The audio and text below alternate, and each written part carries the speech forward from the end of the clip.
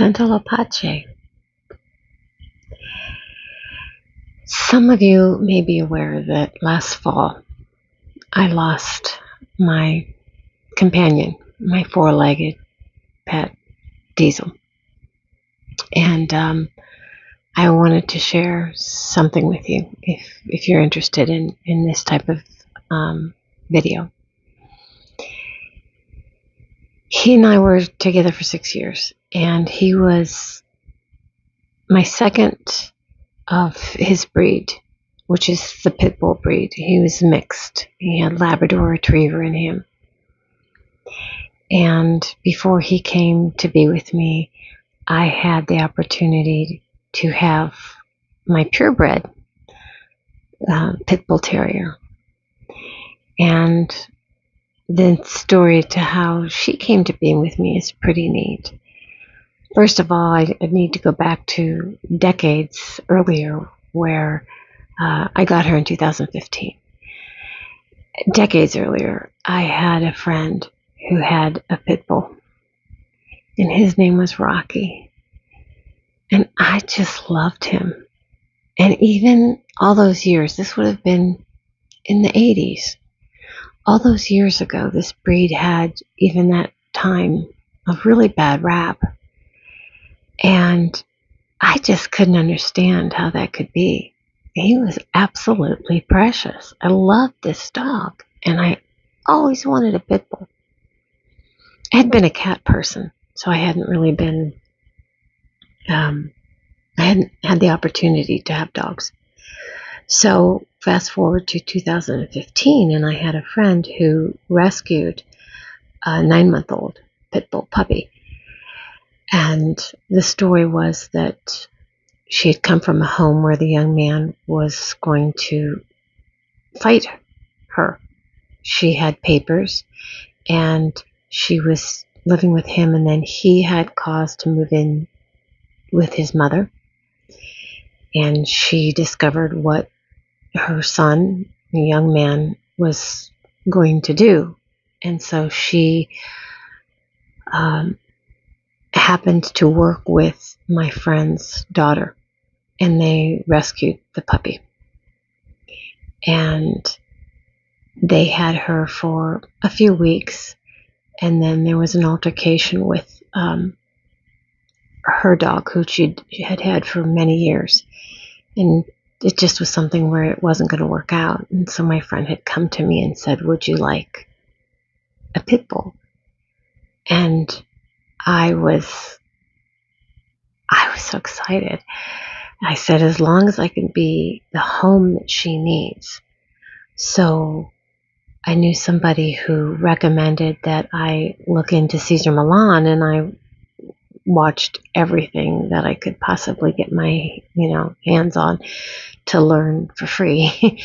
And then I implemented much of what, as much as I could, that I learned from Cesar Millan, and it really made a difference. And so she was, she lives with my son now, and so we still have her, but she didn't stay with me.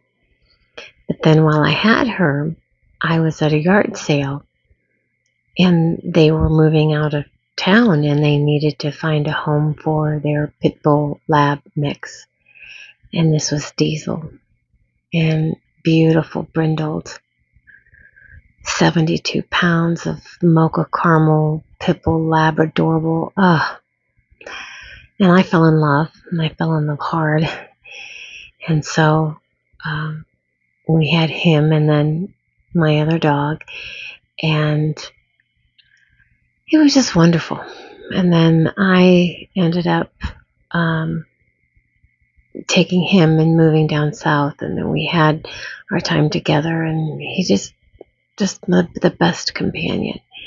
And so his story was that the people that had him before I got him had him for 2.5 years, and they had found him emaciated, running the streets of a city that they have no idea what his story was, but you could tell that he didn't care for men, and he didn't care for uniforms, like, say, mechanics uniforms, like the dark blue, um, long sleeve shirts. And I just took care of him and made sure that he didn't get close to anybody he didn't know. Once he got to know people, he was okay, but he had his triggers, he had his story, and he had his trauma. And so he was dog number two of working with and rehabilitating the Pitbull breed.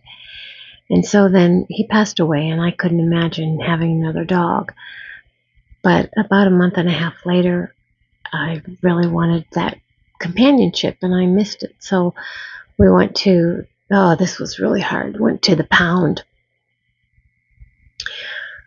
That was really an experience. It took a lot of courage to do that because I wanted to bring all of them home. It was a city where pretty much every dog in that pound, and they had a good 20-some dogs, maybe 30, were pit bull mixes. And I wanted every last one of them. So one of the things I love about this breed is that they're so faithful to their human, providers, caregivers. So very, very faithful to them. And they just have so much love to give. They, talk about peace. That's all they want.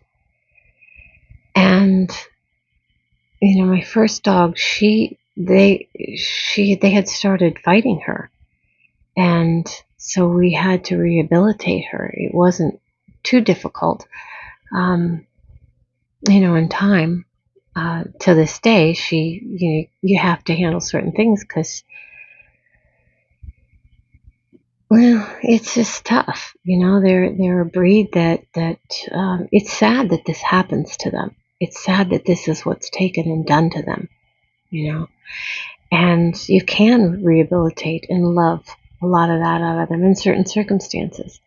And so we were able to do that with her. And then Diesel, he wasn't fought. He just had abuse from running the streets. You could tell kids jeered at him and maybe threw things at him, and he didn't like bikes whizzing by him. And, so when I went and got Mac, his story is that he was clearly hit or beat because he would cower and piddle, where they lose the function of their bladder and they piddle in the house.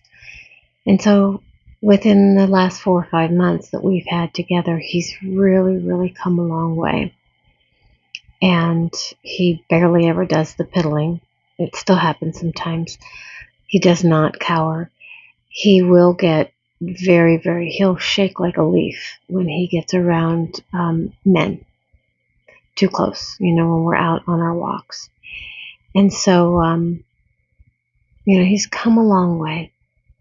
And he is my third pit bull. I do believe that he's purebred, whereas I know Diesel was mixed. And so, in my first, she was purebred. I couldn't get her papers, but I knew she was purebred. And then when she was with my son, they had her tested, and she is purebred.